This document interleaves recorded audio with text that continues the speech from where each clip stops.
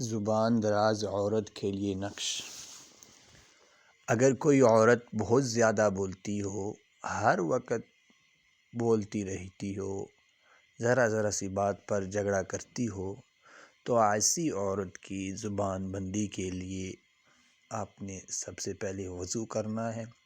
وضو کرنے کے بعد آپ نے یہ تعویذ جو نقش نیچے دیا گیا اس کو لکھنا ہے۔ صبح کے وقت 11 بجے سے قبل جنگل میں گاڑ دینا ہے، کھود کر مٹی گاڑ دیں، گاڑ کر دفن کر دیں۔ اس مٹی پر 2-4 جوتے بھی ماریں، انشاءاللہ عورت کی زبان درازی ختم ہو جائے گی۔